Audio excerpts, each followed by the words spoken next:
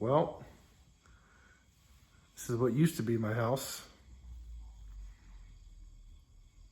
And it's all packed up.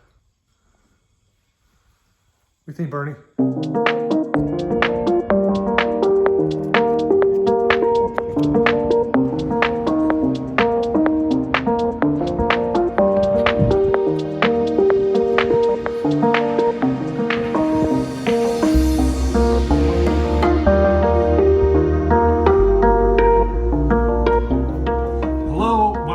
To my channel. I'm Dr. James Cellini, and on today's episode I'm going to be reacting to some funny dog videos or some sad dog videos, not really sure. As you can see, I am in the process of moving. My family and I are moving about halfway across the country.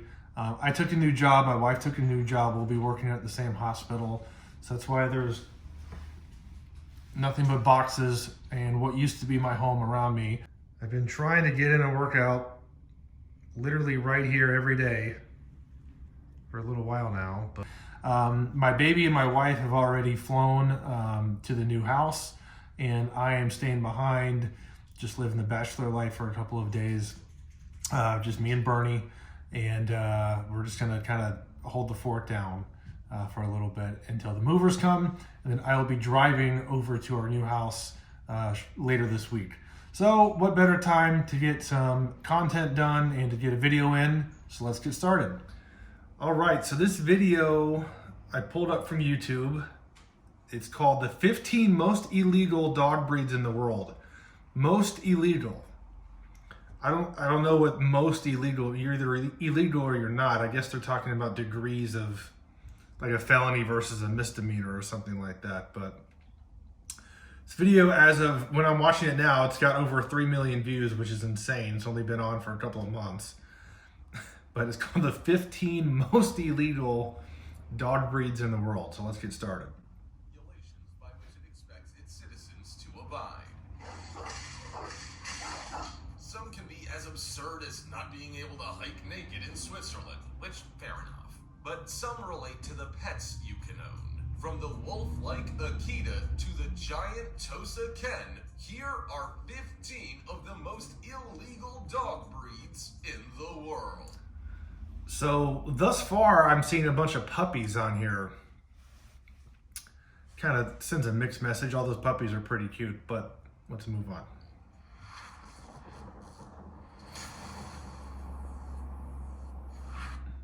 This guy's supposed to be a ghost?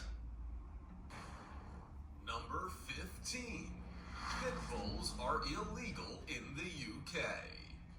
After pit bulls, along with the Filo Brasileiro, the Dogo Argentino, and the Japanese Toso, were all outlawed in the Dangerous Dogs Act. There's no scientific backing to actually say that these particular dog breeds are any more dangerous than, say, your average Pomeranian or no shit.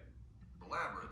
However, they have been favored by criminals who train them to attack. See, that's the problem. So now let's rewind a little bit.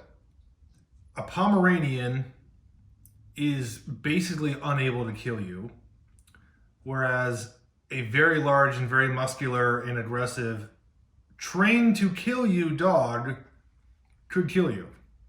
So there is a difference there. However, he said it in the video, which was, there's no scientific evidence to show that there's any difference in aggressiveness or how you would even define that. So at least in the video, they're being responsible and actually saying that disclaimer. Some exceptions can be granted to own a pit bull, but you can't breed, sell, or exchange them. They also have to be muzzled in public, on a lead, registered, neutered, insured, tattooed, and microchipped. I wonder if if it's only that breed, you have to do all of those measures for that breed only to travel with them. That's a little bit weird because any dog of that size, in theory, would have the same exact level of risk and thus need all those things as well. So that's a little weird. Criminals really do give this breed a bad name. There's no discernible difference in aggression between a pit bull type dog and a golden retriever, according to the American Temperament Test Society. Yeah, so in my experience, you mentioned the American Temperament Test Society. My experience would actually be right along with that, in that I've seen, people think of golden retrievers as, lovely family dogs, which they are.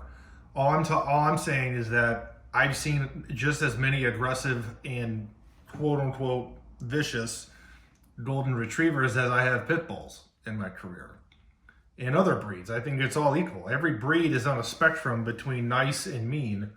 And, the meat of the bell curve with these breeds is a very pleasant, loving dog. It's only the outliers that really cause a problem. And I think they're the same across all breeds. This video, smash the subscribe button and click the notification bell right now, or this centipede will crawl on your face when you're sleeping. Oh! I don't like that. Number 14, Fila Brasilero in the United States. I've never heard of this In the breed. United States alone, the Fila Brasilero, or Brazilian Mastiff, is banned in Wisconsin, Colorado, Kansas, Oregon, and Washington. It may also be prohibited in several other countries. It's a very cute puppy. It looks like a mix between a basset hound and a mastiff. Or a bloodhound, I should say, and a mastiff. Around the world. Ask any owner of a Filo Brasilero, and they'll likely tell you that they are a hard-working dog who is loving, playful, excellent around kids, and affectionate. They'll also be quick to point out that they are massive, standing as tall as 30 inches and weighing up to 180 pounds. That's a big dog. They don't sound like decent reasons for a dog to be banned, do they? The truth is, though, that the Fila Brasilero doesn't have the best reputation. It is a breed that's been known for aggressive tendencies and is suited only for experienced dog owners. Fila Brasileros are fiercely loyal to their families. Therefore, they love everything they consider theirs and stand guard against anything that isn't. This may not exactly be a recipe for success if someone's innocently passing by or delivering your mail. As a result, some states and cities see this breed as a liability. Interesting. I've never seen this breed in my entire career in person. Number 13. Alaskan Malamutes. There's no denying. Now, this breed I see all the time, so I'm wondering, it's got to be another country that they're illegal in, but I wonder what would make them illegal. That Alaskan Malamutes are beautiful dogs, but as it turns out, they're also illegal to own in some states of the United States, or at least have a few limitations. But why? Well, they are a trainable dog, but they also require or demand a lot of exercise. That is true. If you don't exercise the you-know-what out of these dogs, they will take their energy out on whatever's around them, including your home. So you really shouldn't have a dog like this if you've got a cramped space that there's no room to exercise and all you can do is leash walk in 5 minutes at a time every day. That's not the way these dogs need to live. Go see Pops. Their prey drive is also incredibly strong, which makes them a danger to many small animals. Let's put it this way. Your neighbor's cats are not safe. Their desire to hunt can make them a threat to many animals in your neighborhood. They are also quite a dominant breed, which means that putting two dogs together of the same gender, if you're not experienced, is truly a terrible idea. I've seen that happen before too. I had a friend in school who had two of these, and they very frequently got into fights. Fights between these dogs can be life-threatening. Number 12, Doberman Pinscher. I see this breed all the time, probably for the most common reason being disc herniations, or what we call wobbler syndrome, affecting their cervical spine. But let's see why they would be illegal. Doberman Pinschers don't appear at the top of many banned dog lists, and while there are several reasons why Doberman Pinschers make excellent pets, there are also a few reasons why people are a little weary of them. They are a dog breed that requires a responsible owner who can dedicate a lot of time to training. Most dogs are like that, though. I mean, there's no dog breed that's perfect for an irresponsible owner. purpose of protection, and they are definitely an ideal deterrent. Still, you not only need to make sure you buy them from a reputable breeder, but that you train and socialize them to both be a part of the family and a safe animal for strangers to be around. Not all Dobermans are. What's more, they're a breed that requires a lot of exciting jobs to do. They demand stimulation and can get themselves into a lot of trouble if they don't get it. There's no denying that this breed can be a well-rounded, lovable family pet. Number 11. That's true. Dobermans, I've actually considered getting a Doberman at some point in the future because I like the breed so much.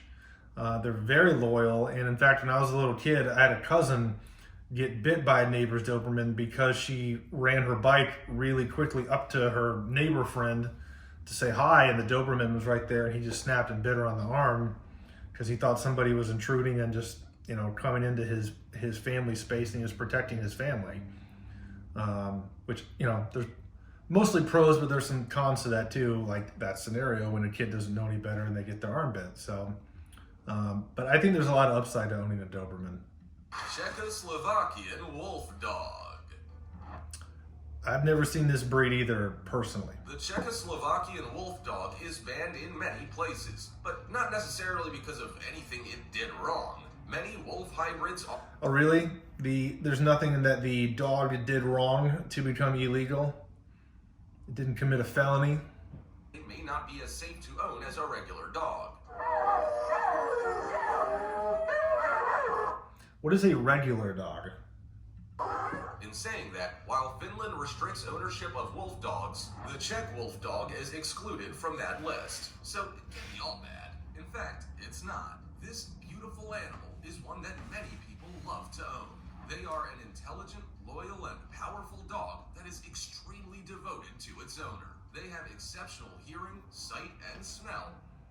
Most dogs have pretty good sight, hearing, and smell, but I digress. And they serve many different purposes. For example, they're commonly used in the US and Europe for search and rescue. People also value them for working dog sports, agility, obedience, and herding. They are a dog of all trades. Still, they're not the best choice for a first-time owner. They also require a lot of training and socialization to keep other pets, children, and even adults as safe as possible. Therefore, I suppose some cities are taking a cautious approach. By placing a blanket ban on wolf hybrids, they're trying to reduce the number of potential dog attacks. And you can't blame them for that. Number 10. Neapolitan Mastiff. I've seen one or two of these in my career, and they were a challenge to work with. I'll be perfectly honest with you. They are huge dogs, very powerful. They kind of have this kind of plodding, sort of dopey look to them. But make no mistake, they are so strong, and they can be so powerful and fast, surprisingly quick. It's like they're like the offensive linemen in the NFL. Huge and surprisingly fast. Looking at a Neapolitan Mastiff, you may not think it's all that surprising that some countries impose restrictions on their ownership. After all, just look at the sheer size of them. You gotta be careful when dogs have all those skin folds like you see there in and around their jowls. They can get a lot of skin infections, dermatitis, just from bacteria and yeast and sweat and saliva and food and dirt, everything just kind of getting caught in these folds. So you got to be really careful of that. When they've got that many folds, you've got to be really, really diligent about cleaning them. Cute puppies. In Singapore, it's illegal to own this breed. In Romania, you must pass a psychological evaluation. Sounds like Romania has a good idea that the United States might need to consider implementing. Neapolitan Mastiffs, when socialized and trained, are quiet, calm, and relaxed dogs. Sure, they are massive and are definitely protective, but some people believe that a Chihuahua has more attitude and savageness than this gentle giant. So again, look, I agree that we shouldn't be prejudiced towards dogs and classify dogs as aggressive, but when some people say a Chihuahua is more dangerous than a dog this size, It's just simply not true. At some point, the size of the dog dictates how dangerous it is. It's just physics. Now, having said that, do I see more aggressive Chihuahuas who, if they were 100 pounds, would they kill you? Yes, but they can't. I think the narrator did a pretty good job of actually explaining like why these dogs are illegal and didn't just like blame the breed. I kind of going in, I kind of thought that this video was kind of about vilifying the dogs. You're always afraid of that, but. All right, so turned out that there's a lot to say about the video, and the video is really long to begin with. So I'm gonna split this up into 2 parts. Stay tuned for part 2, but yeah, I'll see you later.